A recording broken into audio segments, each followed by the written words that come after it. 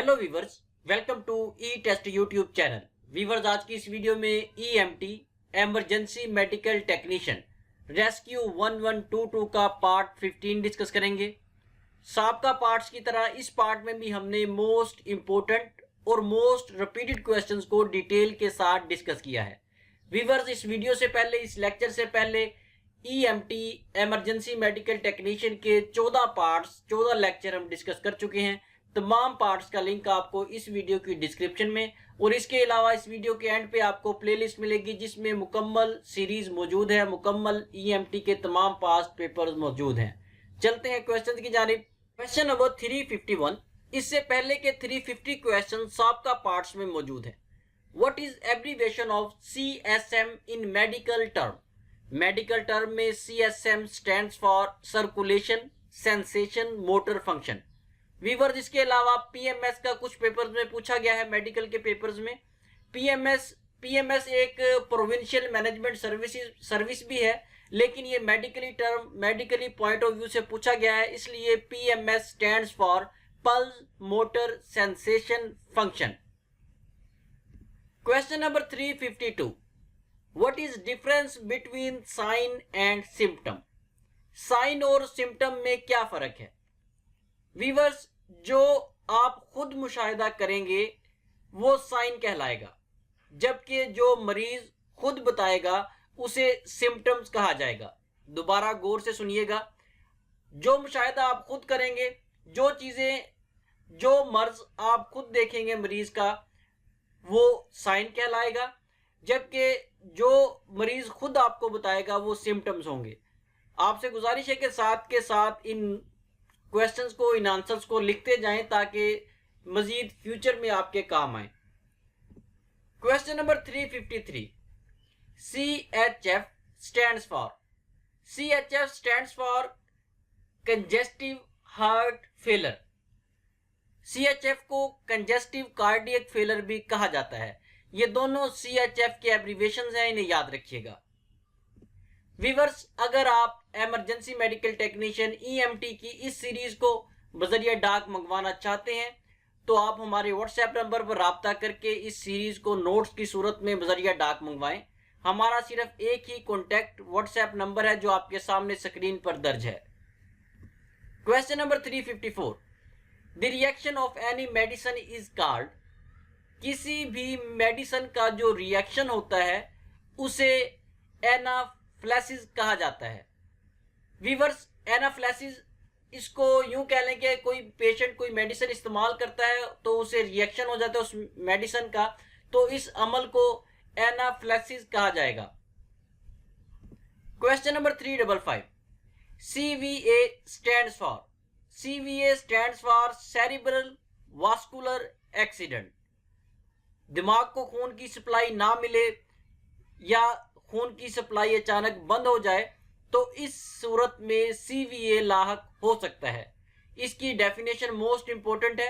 अ sudden loss और absence of blood supply to the brain is called CVA। Urdu और English दोनों में ये डेफिनेशन याद रखिएगा। ये MCQs में क्वेश्चन रिपीट हुआ है।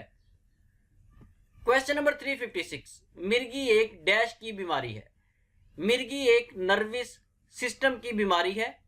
वीवर्स, इसके अलावा मालूमात में इजाफा के लिए आपको बताता चलूं, मिर्गी का मर्ज ऐसा मर्ज है जो अपने आप को दोहराता है। अगर इलाज ना करवाया जाए तो दोबारा दौरा या फिट्स पड़ सकते हैं। मिर्गी का मर्ज कैल्शियम लेवल कम होने, सर में चोट लगने, बेहोशी वाली दवाइयों का इस्तेमाल करने से भी लाहक हो सकता है। Question number 357। What is tidal volume? Tidal volume क्या होता है? जो हम सांस लेते हैं, जितनी ऑक्सीजन या हवा अंदर लेके जाते हैं और जितनी बाहर निकालते हैं, इसकी जो रेशो है इसे टाइडल वॉल्यूम कहा जाता है। Question number 358। सांस के अमल में अगर हवा का दर्जा हरारत 120 फ़ारेनहाइट या 50 सेंटीग्रेड से बढ़ जाए तो क्या नुकसान हो सकता है? वीवर्स, अगर दर्जा हरारत 120 फ़ारेनहाइट या 50 सेंटीग्रेड से बढ़ जाए तो इस सूरत में पल्मोनरी थर्मल इंजरी हो सकती है। व्यूअर्स, मजीद आगे जाने से पहले आपसे गुजारिश है कि इस वीडियो को लाइक कर दें। अगर आप चाहते हैं कि फ्यूचर में इस किस्म की वीडियोस, इस किस्म के पेपर्स आपको मिलते रहें, तो हमारे चैनल ई टेस्ट को सब्सक्राइब कर लें और साथ बेल आइकन को जरूर प्रेस करें ताकि फ्यूचर में तमाम इंपॉर्टेंट पेपर्स के नोटिफिकेशन आपको सबसे पहले मिल सके। क्वेश्चन नंबर 359, सवाल नंबर 359, एक एम्बुलेंस में कौन कौन सा सामान होना चाहिए? व्यूअर्स, ये इंतहाई अहम सवाल है। ये पेपर के साथ साथ इंटरव्यू में भी आपसे पूछा जा सकता है। आप खुद किसी भी एम्बुलेंस का मुआयना करें और सामान की एक लिस्ट बनाएं, क्योंकि पेपर या इंटरव्यू में ये सवाल इंतहाई इंपॉर्टेंट है। मजीद इसके अलावा आपकी मालूमात में इजाफा के लिए चंद एक चीज़ों के नाम मैं आपको बता देता हूं जो एक एम्बुलेंस में होने चाहिए। इसके अलावा आप खुद किसी भी एम्बुलेंस को, रेस्क्यू 1122 की एम्बुलेंस को विजिट जरूर करें ताकि आपकी मालूमात में इजाफा हो सके। नंबर 1, किसी भी एम्बुलेंस में एम्बुलेंस व्हील स्ट्रेचर होना चाहिए, फ्लड लाइट्स होनी चाहिए, फायर एक्सटिंग्विशर यानी कि आग बुझाने के जो एक्सटिंग्विशर होता है वो होना चाहिए, ऑक्सीजन सिलेंडर होना चाहिए, हेड इमोबिलाइजर होना चाहिए, search light, examine light, airway, managing bag, burn kit, emergency bag, electrical suction machine, central suction unit, patient monitor, inverter, AED, ventilator, वाल बीपी ऑपरेटर्स और यूटिलिटी पैनल। ये चंद चीजें हैं जो मेरे इल्म में थी और आपके साथ शेयर की हैं। ये तमाम चीजें किसी भी एम्बुलेंस में होना बहुत जरूरी है। इसके अलावा आप खुद भी किसी भी एम्बुलेंस को ऑब्जर्व कीजिएगा, यकीनन इसके अलावा भी बहुत सी चीजें हैं जो एक एम्बुलेंस का हिस्सा हैं। सवाल नंबर 60, बच्चे को ऑक्सीजन कहां से मिलती है? बच्चे को ऑक्सीजन मां के खून से मिलती है। बच्चे को मां के खून से ऑक्सीजन की सप्लाई के साथ साथ ग्लूकोज भी मिलता है। ये तमाम अमल प्लेसेंटा और एम्बलाइकल कॉर्ड के जरिए अंजाम पाता है। सवाल नंबर 361, फीटस किसे कहते हैं? जो बच्चा अभी मां के पेट में हो, पैदा ना हुआ हो, उसे फीटस कहा जाएगा। सवाल नंबर 362, एम्बलाइकल कॉर्ड किसे कहते हैं? एम्बलाइकल कॉर्ड मां के पेट में बच्चे को खुराक और ऑक्सीजन मुहैया करने में मीडियम का किरदार अदा करता है। ये एक साइड से बच्चे की नाव एम्बलाइकस और दूसरी साइड से प्लेसेंटा से जुड़ा होता है। एम्बलाइकल कॉर्ड को आम जुबान में नाड़ू भी कहा जाता है। सवाल नंबर 363, इमरजेंसी किसे कहते हैं? Most important question. ऐसी सिचुएशन जिसमें फौरी तौर पर मदद की जरूरत पड़े उसे इमरजेंसी कहा जाएगा। सवाल नंबर 364, अद्वियात और उसका जिस्म पर असर, ये इल्म जो है क्या कहलाता है? अद्वियात और इसके जिस्म पर असरात का इल्म फार्माकोलॉजी कहलाता है। सवाल नंबर 365, प्लेसेंटा क्या होता है? प्लेसेंटा एक डिस्क नुमा होता है जिससे बच्चे को खुराक मिलती है। प्लेसेंटा एक साइड से एम्बलाइकल कॉर्ड नाड़ू के साथ जुड़ा होता है, जबकि दूसरी साइड से यूट्रस के साथ जुड़ा होता है। सवाल नंबर 366, कॉन्ट्रैक्शंस क्या होती हैं? बच्चे की पैदाइश के वक्त मां को वक्तन फवक्तन जो दर्दें होती हैं उन्हें कॉन्ट्रैक्शंस कहा जाता है। सवाल नंबर 367, पैदा होने वाले बच्चे का नाड़ू एम्बलाइकल कॉर्ड काटने का क्या तरीकाकार है?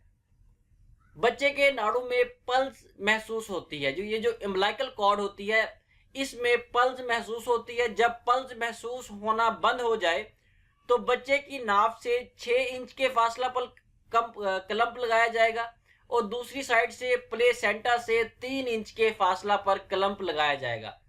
ये क्लंप लगा लें या क्लिप लगा लें, ये एक ही बात है। और फिर दरमियान में से आप नाड़ू को काट सकते हैं। ये एम्बलाइकल कॉर्ड को काटने का मेडिकली सही तरीका है। सवाल नंबर 368, हादसा और डिजास्टर में क्या फर्क है? हादसा छोटे लेवल पर होता है जिसमें 2 अफराद शामिल हों, जबकि डिजास्टर बड़े लेवल पर होता है जिसमें 3 या 3 से ज्यादा लोग शामिल होते हैं। डिजास्टर को लोकल कम्युनिटी या मेडिकल फर्स्ट रिस्पॉन्डर भी कंट्रोल नहीं कर सकता। Question number 369, what is adverse reaction? Adverse reaction क्या होता है? जब कोई मरीज किसी मेडिसिन को इस्तेमाल करता है तो ज्यादा इस्तेमाल की वजह से वो मेडिसिन रिएक्शन करती है। इस सूरत में मरीज की सांस के साथ आवाज आना शुरू हो जाती है और हसासियत की सूरत में सांस के साथ खून आना भी शुरू हो जाता है। इसे एडवर्स रिएक्शन कहा जाता है। क्वेश्चन नंबर 370, इन्फेंट कितनी उम्र के बच्चे को कहते हैं? इन्फेंट 1 साल की उम्र के बच्चे को कहा जाता है। व्यूअर्स नोट कर लें, 1 साल से कम उम्र के बच्चे को इन्फेंट कहा जाएगा। 1 साल से 8 साल तक के बच्चे को चाइल्ड कहा जाएगा और 8 साल या 8 साल से ज्यादा उम्र के बच्चे को एडल्ट कहा जाएगा। सवाल नंबर 371, जब खून को ऑक्सीजन ना मिले तो स्किन का रंग डैश होना शुरू हो जाता है। जब खून को ऑक्सीजन ना मिले तो स्किन जिल्द का रंग नीला होना शुरू हो जाता है। ऑक्सीजन ना मिलने से जिल्द का रंग नीला होना शुरू हो जाता है। ये अमल साइनोसिस कहलाता है। सवाल नंबर 372, आंखों के अंदर प्यूपिल्स पर अगर लाइट फेंकी जाए, लाइट डाली जाए और वो सुकड़ जाए तो इसका मतलब है कि मरीज जिंदा है। अगर वो ना सुकड़े, उनमें किसी किस्म की आपको फैलाव या उसमें सुकड़ना नजर ना आए तो इसका मतलब है कि मरीज डेड हो गया है, एक्सपायर हो गया है। सवाल नंबर 373, नाखून को ऊपर से दबाकर छोड़ दिया जाए, अगर 2 सेकंड में खून वापस आ जाए तो इस अमल को कैपिलरी रिफिल कहा जाता है। वीवर्स अक्सर औकात आप इस अमल को करते भी हैं। आप एक हाथ से दूसरे हाथ के नाखून को दबाएं, दबाने के बाद छोड़ दें। अगर 2 सेकंड में खून वापस आ जाए नेल में तो इसे कैपिलरी रिफिल कहेंगे। सवाल नंबर 374, कोरोनरी आर्टरीज का क्या काम होता है? कोरोनरी आर्टरीज दिल के पट्टों को खून की सप्लाई फराहम करता है। सवाल नंबर 375, खून कहां बनता है? खून बोन मैरो में बनता है। इसके अलावा जब बच्चा मां के पेट में होता है तो सिर्फ उस वक्त खून जो है जिगर में बनता है। इसके अलावा खून जो है वो बोन मैरो में बनता है। वीवर जिसके साथ ही हमें इजाजत दें। अगर आपको हमारी टीम की स्ट्रगल पसंद आई है तो हौसला अफजाई के लिए कमेंट सेक्शन में कमेंट जरूर कीजिएगा। Emergency medical technician EMT rescue 1122 की नेक्स्ट वीडियो नेक्स्ट 16 पार्ट के साथ दोबारा हाजिर होंगे। अल्लाह हाफिज।